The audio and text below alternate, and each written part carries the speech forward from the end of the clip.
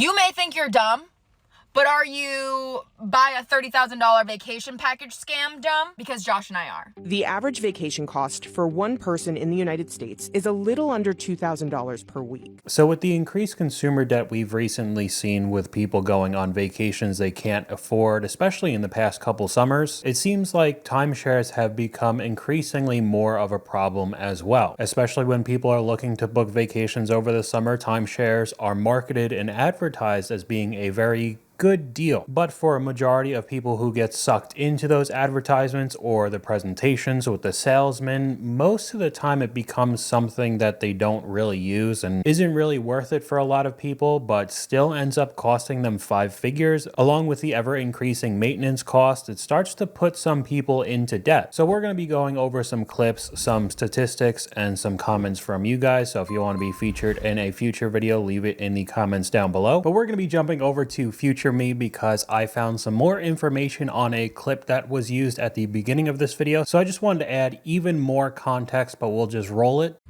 Hi guys, so I decided to track my debt-free journey. I do have a total with both my husband and I. Credit card debt is $64,396.61. We do have one collections of $900. We have a timeshare, which I'm gonna call tomorrow to see if we can return it or like refund it to the companies. So that is $7,352.38. So I ended the clip there because it just went on and on with more car loans getting into even worse debt, but that $7,000 in timeshare debt. And I initially thought that it was probably because they thought it would be a little bit cheaper to go on vacation, and then they, didn't really use it as much and completely forgot about it. And with already racking up $50,000 worth of debt, they're definitely not on top of their finances until I found out that this couple was on Caleb Hammer's channel. You guys are in a timeshare? I didn't even think people our age did timeshares. It made sense at the time. How? Because I just picture us traveling and being able to be with our family. And is the timeshare very good at moving everywhere you want to go? I mean, it's pretty good. Everywhere. And they gave us 4 trips for free for flight, hotel. We can use them in 2 years. So we haven't used any of them. We're not using them anytime soon, but it just made sense at the time. When will this be paid off and then it's only maintenance fees forever? I sent that, but we just got it in March. You want to pass down your timeshare? It's for a lifetime. But it's maintenance fees forever. Yeah. Amazon, Foot Locker. Why do you guys think you're allowed to travel? You're not allowed to travel. You don't have any money. You can afford to take care of your own kids. So they got a timeshare because, they just pictured their family traveling. It must just be that easy and that cheap. And all these supposed benefits they never actually used. So they just started racking up the maintenance fees. And then the other reasoning was that they could pass it down, which we get to a little bit later in the video. I think a lot of people believe timeshares are almost the same as actual vacation properties. It's just a much cheaper version. And maybe that's why people try to get into it. But we have this final clip that just wraps up more of the context to this whole situation. How much was spent last month? It was my birthday month, so probably $10,000. Everyone has a birthday month. Why, who gives a shit? How much did you spend this last month? How much was spent? Probably about 10. Okay, and you find that to be reasonable. Again, 6,500 comes in. You find 10 to be reasonable? Birthday month. You're aligned with this birthday month thing. It was her birthday. Her birthday. Why do I give it about her birthday? You know whose birthday it's about to be? The 2-year-old. And guess what? That 2-year-old's gonna grow up and have to take care of their parents because their parents never saved up for retirement. That's another 10 for the kid. Huh? That's another 10 for the kid. Basically every birthday. Their birthdays are a the day same apart. So it's one. Do you guys not even give what I just said? So this couple with just $65,000 worth of credit card debt added on top of it the $7,000 for a timeshare because they just pictured themselves being in a timeshare and going on vacation with their family and having birthday months that cost $10,000 each for every person in the family, I guess. These are 100% the people who will get into debt for vacations and get sucked into timeshares. And a good amount of the people who really get convinced are the ones who go to the presentations. Now, what a lot of these salespeople will do, they will offer you free anything, honestly. Extra vacations, sports tickets, whatever you want to think. Free drinks, free food, anything to get you in and stay for their 90-minute presentation vacation, which could be extended quite a bit, as we'll see in some stories a little bit later. And especially with these salesmen, they are very good at their jobs. They're very good at persuading you. It's tough for a lot of people to say no, especially with getting a whole bunch of free stuff. It's a lot of psychological tricks, and you could unintentionally end up becoming somebody like this with $30,000 in the hole because of a timeshare. You may think you're dumb, but are you buy a $30,000 vacation package scam dumb? Because Josh and I are. We went to Punta Cana earlier this year, and we just sat out on the beach, gluttonous, drank, eat, all the good stuff. And then they hit us with we'll give you a $300 gift certificate for massages, which will cover your massages if you just sit through this 1-hour presentation. And we're like, hell freaking yeah, we can say no at the end. We're still going to get the certificate. So we go to this presentation. The guy that meets us, buttering us up. He's like, you guys are awesome. He like basically was like, we should go out tonight, like trying to be our friend. We fell for it. We freaking fell for it. And then he brings in the big guns. The big guns was this British guy with circular spectacles, and he basically laid out all these packages. He's like, all right, well, there's a silver package and it's $15,000. And he goes through and he's like, you'll get 3 weeks free at this other resort, and you can go to this resort and this resort, and you'll have a good time. And then he's like, no, you don't want that one though. You don't want that one. He goes, the gold package is $20,000, and you get 5 free weeks, and you get to go to this resort, this resort, this resort, and it's really nice. Don't get me wrong. It's really, really, really, really nice. He goes, but I can tell that you're the type of people, you're platinum people. And he lays out this platinum package for $30,000. He goes, you get 6 free weeks. You get all inclusive. You get to bring your friends. And we're like, wow. Josh is over there like, let's sign right now. And I'm like, is that the best you can do? $30,000? Is that the best you can do? I'm skeptical as hell. I'm over here like, I don't have that kind of money. Josh doesn't have that kind of money. So I basically was like, yeah, no, we can't. It's too expensive. And then he goes, he like takes a deep breath. He's like, well, let me see what I can do. Whips out a calculator. We can give you the platinum package for $17,000. And Josh was like, all right, that sounds pretty good. So Josh and I signed up for the platinum package. I go on Google afterwards, and I Google this vacation package. It's called UVC. So many complaints. Everybody's like, don't do it. It's a scam. Don't do it. It's terrible. You're going to regret it. Worst decision I ever made. It's so hard to use. They don't tell you half the stuff that you get. And like the contract was like in Spanish. So I know that this is insane. Of course, you can still blame them. You have to say no for these things, but this is their job. It's the same thing as really good car salesmen, really good real estate agents. They sell you on the house, they sell you on the car, they'll sell you on the vacations and the timeshares and the lifestyle. And you have a couple who are going there just to get some free massages and end up getting into 5 figures worth of debt for a timeshare that they weren't even looking at all. It's not even like they got specified ads because what they were Googling online. So they already had the thought in their mind. They had no reason to buy it, and they still ended up buying it. So they said that they wouldn't be able to afford it, and I bet a whole bunch of other people were, just like the previous clip with the woman in $7,000 worth of just timeshare debt. So with the increase in popularity of people taking vacations all the time, even when they don't have any money in their bank accounts and just racking up credit card debt, it seems like timeshares are another very easy way to convince people to get into a deal that's too good to be true, and you could have that kind of lifestyle and then just start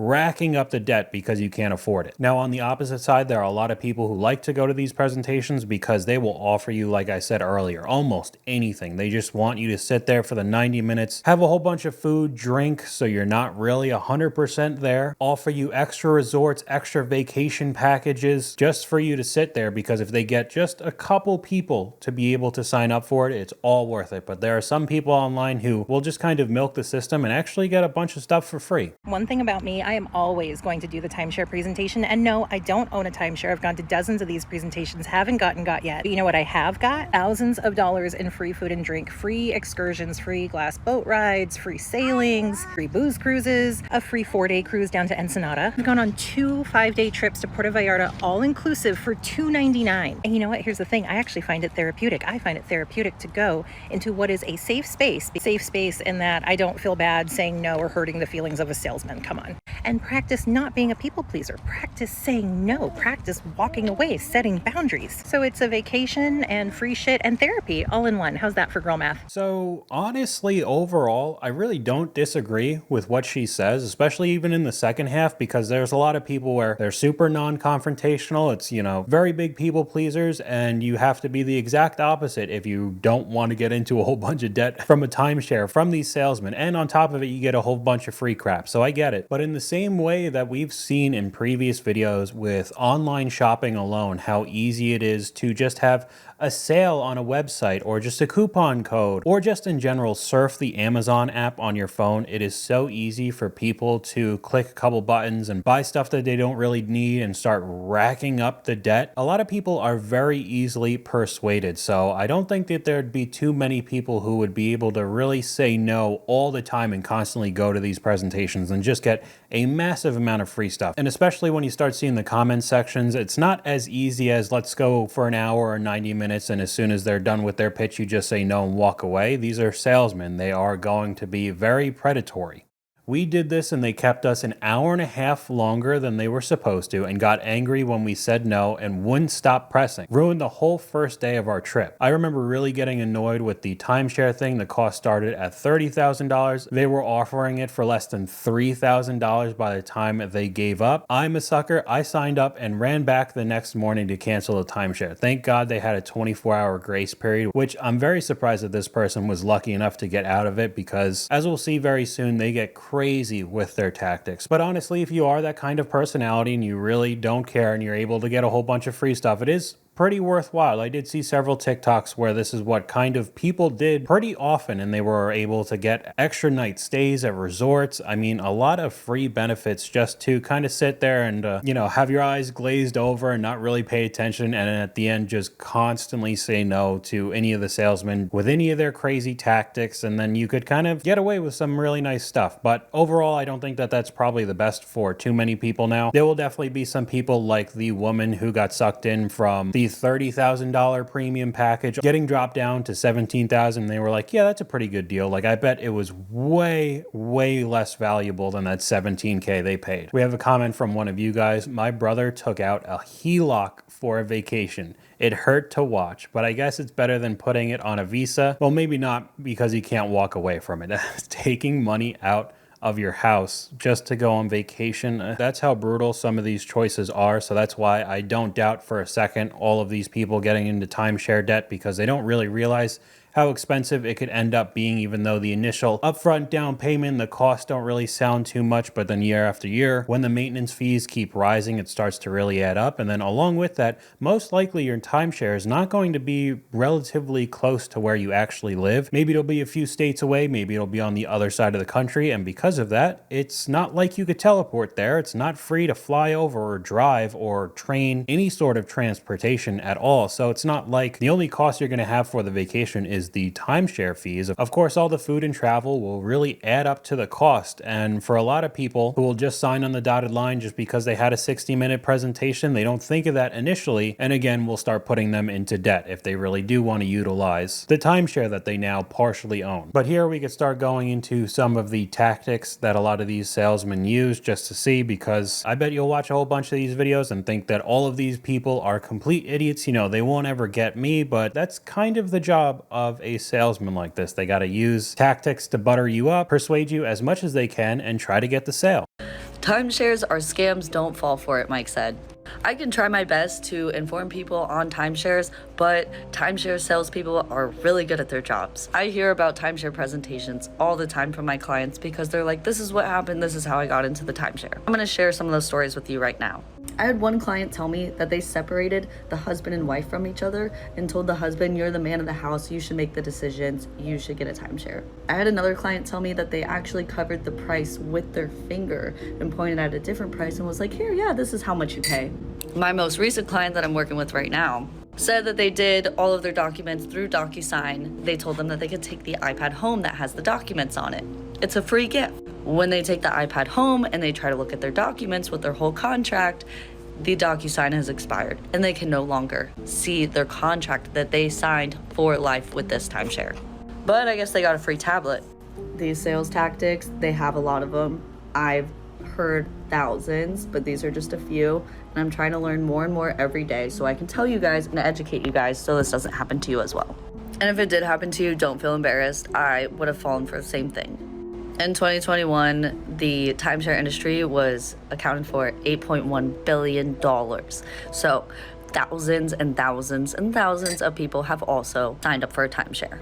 You're not alone, and our company helps you get out. So even though this video was an ad for their company, their whole thing is to try to get people out of timeshares. But that's how big the timeshare business has become. There's an entire company made just to try to get you out of it. And of course, if you want to go on TikTok, just look up timeshare horror stories. There are tons and tons of people with all the problems and hidden cost and all the maintenance fees and of course the shady salesmen and all their tricks. But I would say the main customer that these companies are going after are normal middle class people, because say if you're upper class or super wealthy, you're not getting on a timeshare plan. You're just going to actually own the condo or the house on the other side of the country or the planet. These are for people who are trying to get that lifestyle without actually having enough money to live that lifestyle. And especially in today's world with a lot more people's dollars not going as far as it used to, you could have a number of different reasons. Maybe it's doom spending, maybe it's just escapism because life isn't too great for too many people now. They're going on vacations all the time, just racking up credit card debt. And this seems to be just another one of the avenues to be able to finally afford that vacation that you've always wanted. But here we could actually see somebody who's previously on this channel. I'm not really surprised that he has done one of these before, but in the bad financial TikTok advice, we've had some clips with Elliot Anderson, and of course he's doing one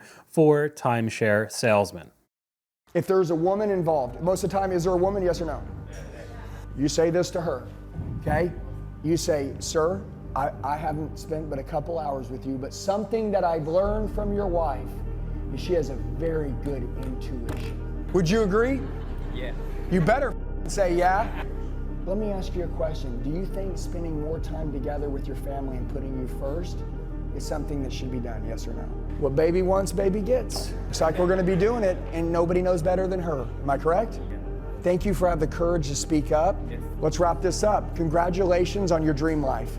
Wrap that up. Hey, you guys like that shit? Yeah. Come on, man. All of these slimy salesman tactics just to get you into debt and get you that timeshare and put you in a world of hurt. At least the comment section was not nice to him. I mean, there's a whole bunch of people who don't like him, and I've had him on previously. It was like the really stupid extremes where he was talking to car salesmen and he was like, if I put a gun to your kid's head, would you sell like twice as many cars? And they were like, yeah. It was like, you know, stupid extreme stuff like that. But again, him giving some of the tactics to salesmen and timeshares, I mean, it is in the same vein. Very, very predatory. So even if you get into it now or you get into it when you're older, one of the issues with timeshares, when you sign up, it becomes a piece of property. So whether you start having issues because of the debt or not, when you end up passing away, the timeshare would be passed down to people in your family. And if they don't want a timeshare, it ends up becoming very difficult to refuse it. As with any property that has been left to you, you are not required to accept it. But in order to decline an inheritance of the timeshare, you must follow your state's law on filing a disclaimer of interest. Typically, this document you need to be signed, dated, and filed with the probate court. You should be aware that when you refuse a timeshare inheritance, you'll not be able to use it, obviously. Additionally, timeshares could very well then pass on to the next person in line to receive the deceased person's party. So if you pass away and you got a big family under you, every single person is going to have to do this just to not take on the responsibilities of partially owning that property. It is important that you understand that you must act fast if you want to refuse your timeshare inheritance. Depending on your state's law, if you become aware that you've been left a timeshare and you do not file the disclaimer of interest in a timely manner, then you might end up becoming the legal owner. So if you have some debt on it and end up passing away, that debt will be put on one of your family members, and on top of all the maintenance fees and everything like that. So you better absolutely love wherever your timeshare is and be able to afford it, so much so that the rest of your family will also love it, because if not, it is a huge pain in the ass just to finally get rid of it legally without taking on extra debt. The average vacation cost for one person in the United States is a little under $2,000 per week. more than a third of summer vacationers, 36%, are willing to take on debt this summer for their travels. The reason that's worrisome is because the average credit card charges over 20%, which is close to a record high. Globally, 72% of millennials and 65% of Gen Zs said they plan on spending more on leisure travel in 2024 compared to 2023. In the US, 47% of millennials and 42% of Gen Zs said they plan to take on debt to go on summer vacation. There are so many compelling reasons why people choose to take on debt to have these vacations. If your kids are dreaming of going to Disney World, and there's no way the family could ever really swing it without going into debt, it could be a memory the family will have forever. Now, the Disney one is huge, honestly. I've never gone to Disney. Maybe I'll go one day. I don't know. But I do know that the cost of Disney, especially in the past several years, has been like unbelievable, way more expensive than it was like a decade or two ago. And because of that, 45% of parents will go into debt to take their kids to Disney just for the experience, and then getting upcharged on every little thing, any of the merchandise, the food, all the different resorts and all the rides, everything that you could do there. And then surprisingly, one of the giant timeshare programs is called the Disney Vacation Club. So playing in on that dream vacation for the kids, and they get to see Mickey Mouse and Minnie and the whole gang, and you could get a timeshare for a good deal and actually be able to go to Disneyland every single year with your family. So I could definitely see how this program ropes in a bunch of people to be able to spend a ton of money still on timeshares. And then with the ever expanding Disney company, they keep making resorts and buying new land and new rides and new attractions. I bet the maintenance goes up constantly for all of those timeshares. You know, maybe it's fun to go for a couple years when your kids are young, but then when they become adults, maybe you don't use it for a while. So you end up just paying a bill for something you don't even use anymore. And then I'm completely forgetting about actually having to fly to Orlando from wherever you are in the country or the world. Again, not very cheap. And the timeshare is literally just the condo for you to sleep in. That doesn't come with any of the extra costs of actually having to walk around and do stuff in the Disney parks. It becomes extremely expensive. But we have another comment from you guys. I used to have a friend who was 100,000 plus in credit card debt because anytime she broke up with a guy, she'd slap a nice vacation on her credit card for healing. This is at least 3 times a year. Her mindset about the debt is that she's not even going to bother trying to pay because one day the economy will crash and my debt will be forgiven. Again, great mindset there. But this goes hand in hand with the timeshares and the vacation debt because people will just make tons of relatable TikToks that we've seen in the wedding debt videos as well. This one's just a screenshot, but haha, funny, relatable. After spending a week in Tulum and Cancun and maxing out my credit cards. Like, I don't understand how it's supposed to be funny and relatable, but it is to other people. And then again, it puts it in your mind that it's okay to do that. It's okay to go to Disneyland. Maybe we'll get a timeshare in Colorado, even though we're living barely paycheck to paycheck. And if anything goes wrong and money starts getting a little bit worse, it's not like you could just dump out of the timeshare very easily. Like we saw in the earlier clip, there was an entire company dedicated to helping people try to get out of their timeshares, and they're not doing it out of the kindness of their hearts. You're going to still have to pay them just to be able to get out of your timeshare. And it's just complete mess, not worth it for me at all. But let me know what you guys think in the comments down below. YouTube thinks you'll like this video popping up on screen right now, but hopefully you guys enjoyed this video. If you did, please leave a like, and I'll talk to you guys later.